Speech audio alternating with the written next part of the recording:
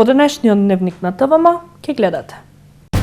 Нема евиденција на бездомните лица во Охрид, ниту прифатен центар за нивно згрижување.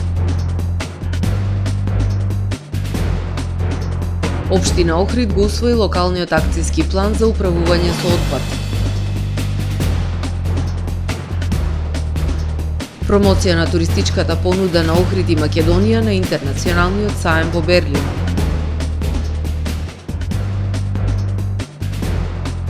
Расте бројот на случаи со голема кашлица, но се уште не може да се каже дека епидемијата се разгорува на национално ниво.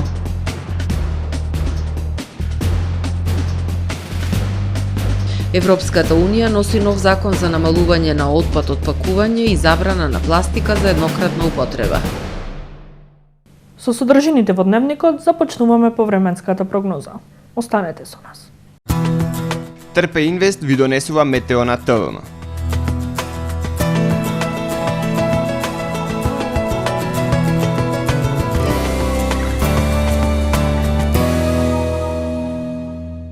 Во Охрид денес имавме умерено облачно и нестабилно време со врнежи од дожд и пад на дневната температура на максимални 9 степени Целзиусови. Во текот на ноќта, вторник кон среда, ќе преовладува умерено облачно и посвежо време. Во среда во поголем дел од Апенинскиот и Балканскиот полуостров ќе преовладува умерено облачно и нестабилно време со врнежи од дожд. Врнежи од дожд се очекуваат и во крајните северозападни и западни предели на континентот. Во областа на Алпите се очекуваат врнежи од снег. Во останатите предели ќе преовладува умерено облачно и свежо време со сончеви периоди. На Балканскиот полуостров утре ќе преовладува умерено облачно и нестабилно време со врнежи од дожд, но релативно топло за овој период од годината.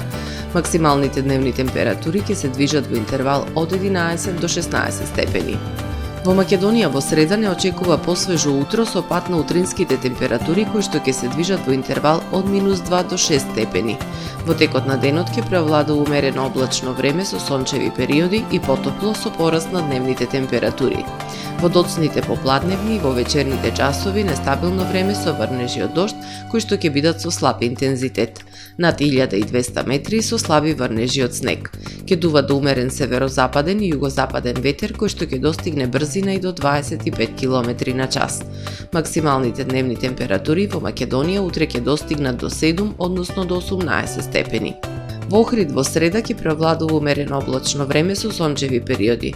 Во попладневните и во вечерните часови нестабилно време со врнежи од дожд. Минималната температура од 2 степени, додека пак дневната до 12. Во Охрид во четврток умерено облачно време со сончеви периоди, во доцните попладневни и во вечерните часови со слаби врнежи од дожд. Минималната температура од 3 степени, додека пак дневната ќе достигне до 10 степени. Во петок и сабота умерено облачно време со сончеви периоди. Минималната температура од 2, односно 0 степени, додека пак дневната ќе достигне до 9, односно до 11 степени.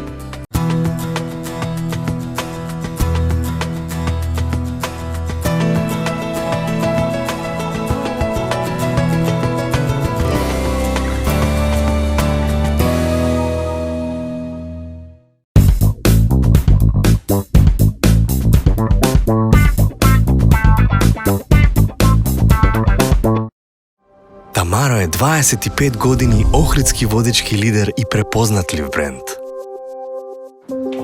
Обуките од менаџерскиот тим се доказ за максимална посветеност кон вработените.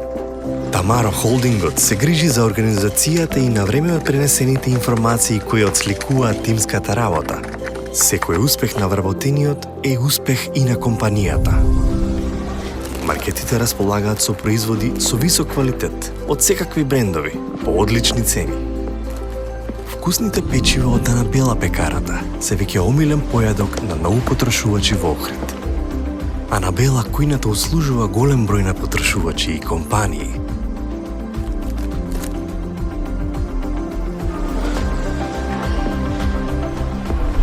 Рибарата е секогаш снабдена со најразлични видови на риба и морски плодови. А месарниците располагаат со свежо месо и месни производи во секое време. Уживајте во својот охридски домаќин. Тамаро, повеќе од маркет.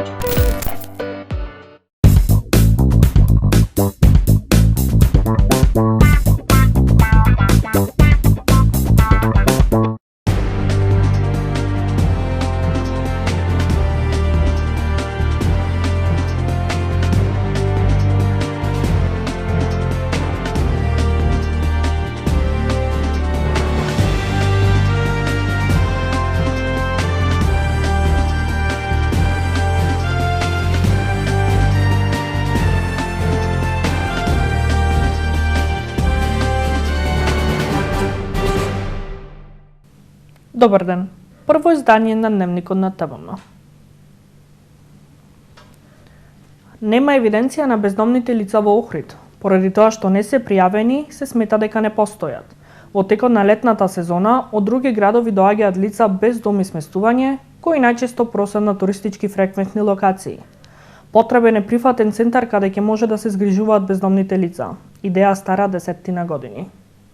Нема евиденција на бездомните лица во Охрид. Од Црвениот крст Охрид велат нема пријавени бездомници во ниту една институција. Поради тоа што не се пријавени, се смета дека не постојат. Во текот на летната сезона доаѓаат од други градови лица без дом и сместување, кои најчесто просат на туристички фреквентни локации. Стационар за сместување на бездомни лица нема во Охрид, го има во соседна Струга. Многу малку луѓе од регионот ја користат таа услуга. Доаѓаат од други градови кои што бездомници немаат дом каде да преспијат, каде да живеат, опстојуваат по клупите, потопло е времето, условите им овозможуваат да можат и во надворешна средина ето така да ги обувуваат сите тие работи што би ги обавувале дома, така да имаме тогаш бездомници, но повеќе институции се надлежни за решавање на нивните проблеми. Ние гледаме во тие моменти да им понудиме и да им обезбедиме некое сместување, имаше таков капацитет во Струга. Дел од бездомниците, поголемиот дел, можда и сите, кои што доаѓаат овде, навистина не сакаат да одат да им се реши проблемот, да одат во некое засолниште, сакаат да бидат на улица и да го прават она за кое што дошле овде во Охрид. Повеќе туристи, повеќе луѓе, повеќе движење, тие бездомници питаат на улиците, просат и тоа е некој начин, да не кажам, на обстојување. Потребен е прифатен центар каде ќе може да се згрижуваат бездомните лица. Иако станува збор за иницијатива стара 10 години за приспособување на еден објект каде привремено ќе се згрижуваат луѓето кои поради несреќи или други причини немаат или останале без дом, од сето тоа се уште ништо. Ние имавме иницијатива уште пред 10 години од Црвениот крст да се приспособи некој објект во градот кој што е напуштен магазин или било како да се направи соодветни простори каде што ќе можат бездомници да дојдат, да ја средат фризурата, да се почишаат, да си ги прегледа доктор, да се истушира, да ја сменат облеката, да ги имате на некој начин под контрола од најразлични ситуации, епидемиолошки индикации, да не може да се шират некои болести, да ја гледате нивната здравствена состојба и секако да им помагате во она што им е потребно. И нормално да им понудите, доколку има можност, а сега има побарувачка на работна сила на секој чекор, да им се понуди дека можат да го работат ова или она, значи да дојдат да се вклучат во процесот, во работниот процес. Надлежните велат потребно е системско и одржливо решение за социјално загрозените лица кои се на улица. Општина Охрид го изготви локалниот акциски план за управување со отпад 2024-2025 година. Насоките во планот за намалување на создадениот отпад и подобрување на локалните пракси за селекција, собирање и депонирање на отпадот се во согласно со меѓународните стандарди и пракси за цврст отпад и треба да помогнат во намалување на штетното влијание врз животната средина. Донесен е локалниот акциски план за управување со отпад 2024-2025 година на територија на општина Охрид. Реализацијата на планот треба да придонесе за подобрување и заштита на природните ресурси и квалитетот на живење во општината, како заштитено природно и културно наследство што го прави Охрид посакувана туристичка дестинација. Локалниот акциски план ќе помогне во реализација на регионалните планови за отпад со развивање на универзалност на услугите преку недискриминација, одржливост, квалитет и ефикасност, транспарентност, економски прифатлива цена и целосно покривање на територијата на општината со услугата. Од локалната велат дека овој акциски план ќе резултира со јасни активности кои ќе дадат добри резултати за заштита на животната средина и подобрување на еколошката средина за граѓаните. Насоките во планот за намалување на создадениот отпад и подобрување на локалните пракси за селекција, собирање и депонирање на отпадот се во согласност со меѓународните стандарди и пракси за цврст отпад и директно водат кон намалување на штетното влијание врз животната средина. Локалниот акциски план го подготви работна група составена од членови на општинската администрација и јавното комунално предпријатие, а со поддршка од Salar International и Шведската агенција за меѓународен развој. Се подобруваат условите за настава во општинското основно училиште Христо Узунов. Извршена е реконструкција на една училница, а завршена е постапката за набавка на 15 интерактивни табли во вкупна вредност од 1.100.000 денари. Во Општинското основно училиште Христо Узунов Охрид со поддршка на локалната самоуправа е извршена реконструкција на една училница, а завршена е и постапката за набавка на 15 интерактивни табли во вкупна вредност од 1.100.000 денари. Во текот на минатата година во ова училиште беа набавени нови клупи и столчиња, а со донација од Државна лотарија на Македонија беше реконструирано и спортското игралиште во училиштето. Особено сме горди со добиениот грант од страна на американската донаторска организација со поддршка на амбасадата на САД во Скопје со вкупен износ од 25.000 евра, од кои 15.000 се инвестираат во изградба на нова училница во училиштето, додека 10.000 евра се наменети за поставување на систем за грејење во училишната спортска сала, со што значително се подобруваат условите за настава во рамки на ова училиште, вели градоначалникот Кирил Пецаков, кој беше во увид во текот на градежните работи кои се одвиваат во училиштето. Согласно плановите на локалната и подпишаниот договор со Светска банка, основното училиште Христо Узунов е дел од проектот за комплетна реконструкција на 3 основни училишта во општина Охрид, при што е планирано поставување на енергетски ефикасна фасада на училиштето и спортската сала, промена на внатрешните врати и поставување на лед осветлување во ходниците. Промоција на туристичката понуда на Охрид и Македонија на интернационалниот туристички сајм во Берлин. Македонските туроператори и хотелиери со конкурентна понуда и услуги на туристите од Германија им ги промовираат можностите кои ги нуди нашата земја. Агенцијата за промоција и поддршка на туризмот и оваа година од 5 до 7 март заедно со туристичкиот сектор се дел од интернационалната саемска манифестација ИТБ Берлин 2024. На репрезентативниот штанд кој ги осликува туристичките дестинации во земјава, директорката на Агенцијата за туризам Јасмина Лескаровска подпиша меморандум за соработка со цел да се обнови комуникацијата со германската организација АСР, Алијанса на независни туристички трговци, која ги застапува интересите на самовработените средни бизниси во германската туристичка економија со главен фокус на основање на меѓународни партнерства. Подпишан е меморандум на соработка и со германската организација ФАР, водечка мрежа на германски туроператори посветени на одржливост на дестинациите. Соработката е во насока на организирање на информативно патување во Македонија за сите заинтересирани туроператори од Германија кои ќе вклучат нашата дестинација во туристичките понуди за германските туристи, потенцираат од агенцијата.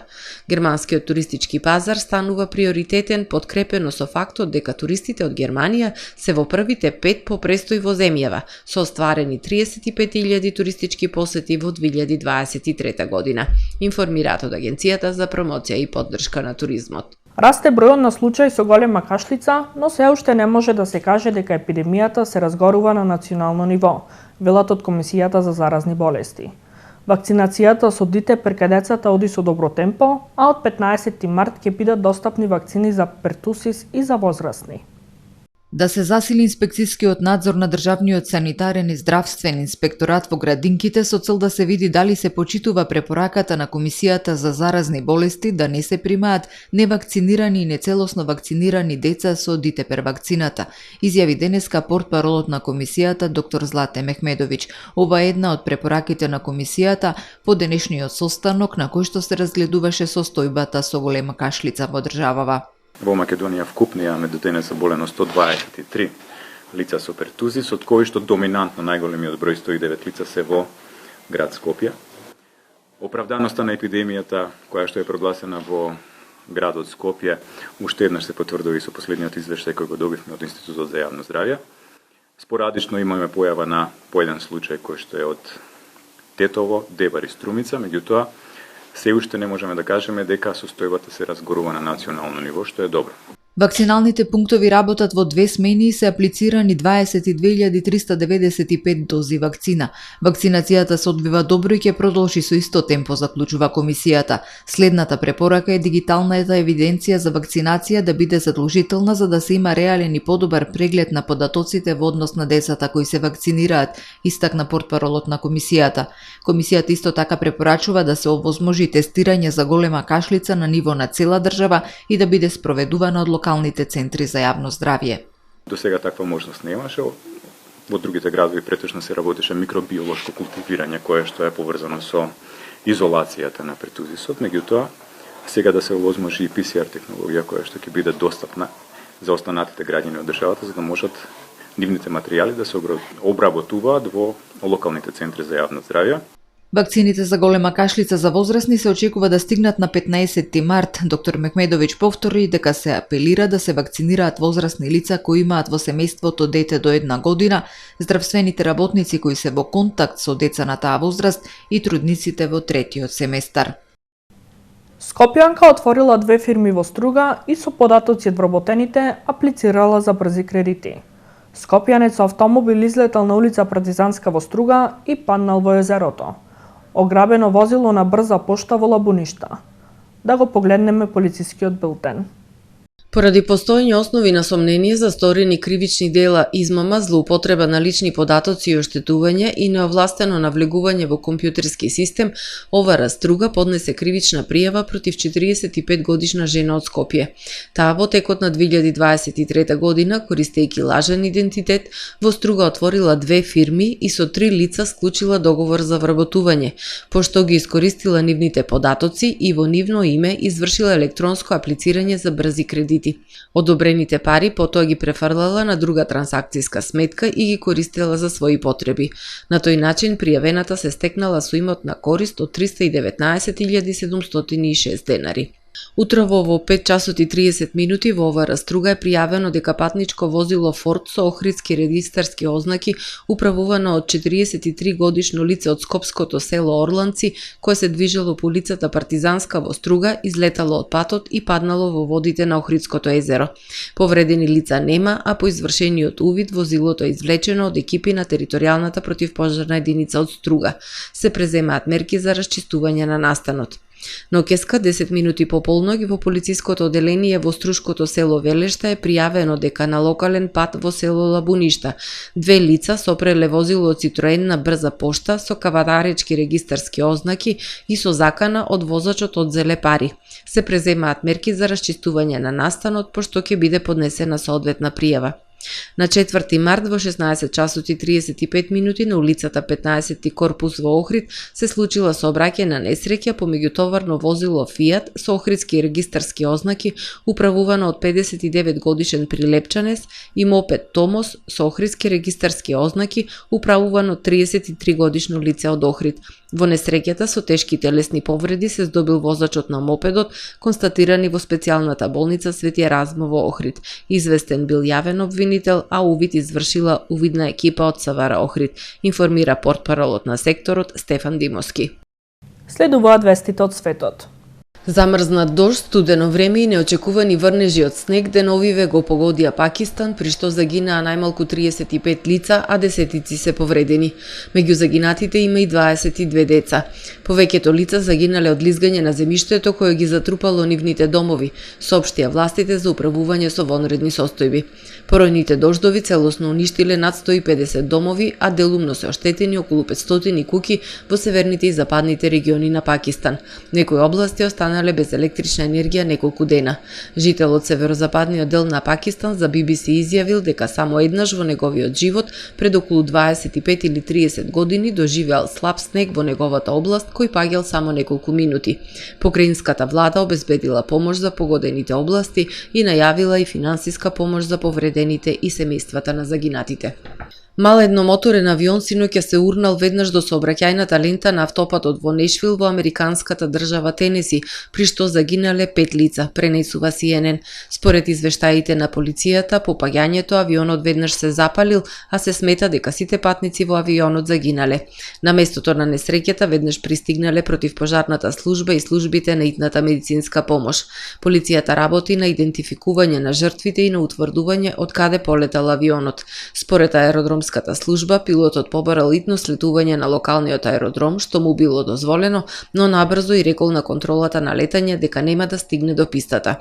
Иако за време на падот на автопатот имало голем сообраќаен метеж, на автопатот нема оштетени возила и нема повредени возачи. Управата на аеродромот во Нешвил соопштила и дека Националниот одбор за безбедност на транспортот и Федералната управа за авиација ќе го истражат овој инцидент. 2 лица загинале во воздушна сообраќајна несреќа во Кенија кога тренинг авион од школата за летање се судрил со патнички авион, соопштиле од Кениската управа за цивилно воздухопловство. Сударот се случил над националниот парк Најроби во главниот град, при што помалиот авион се урнал. Во поголемиот авион имало 44 патници. Екипажот пријавил силен удар веднаш по полетувањето од аеродромот Вилсон, пошто одлучил да се врати назад, соопштила авиокомпанијата. Командантот на полицијата од округот Најроби за Ројтерс изјавил дека во несреќата загинале ученик и тренер во авионот за обука. Во индустријска зона 40 км северно од американскиот град Детройт синоќа се случиле стотици експлозии проследени со силен пожар, пренесува Associated Press. Не е познато какви материјали се запалиле, но како резултат на експлозиите, остатоци биле расфрлани во радиус од 1,6 км. Според локалните медиуми станува збор за индустријски објект за трговија на големо, специјализиран за производство на реквизити за пушење, вклучувајќи ги оние на база на канабис. Полицијата апелирала до жителите да се држат настрана од областа, бидејќи не можеле да ги проценат ризиците од загадениот воздух. Европската Унија носи нов закон за намалување на отпад од пакување и забрана на пластика за еднократна употреба, мали шишиња за шампони, кеси за супермаркети, пластична амбалажа за овошје и зеленчук и така натаму. Согласно овој закон, до 2030 година Европската Унија ќе забрани употреба на пластична амбалажа во рестораните, како што се чинии, чаши и кутии за еднократна употреба, кои ги користат рестораните за брза храна, пластична амбалажа за овошје и зеленчук во супермаркетите, облоги за багаж на аеродромите и слични стоки. Исто така се предвидува до 2030 година целото пакување да биде направено од материјали кои може да се рециклираат. Планирано е овој вид отпад постепено да се намалува, и тоа 5% до 2030 година и дополнителни 15% до 2040 година, пренесува Reuters. Се претпоставува дека секој европјанин произведува околу 190 килограми отпад од пакување годишно. Почитувани гледачи, ова е се во првиот дневник. Ви благодарам за довербата. Пријатно.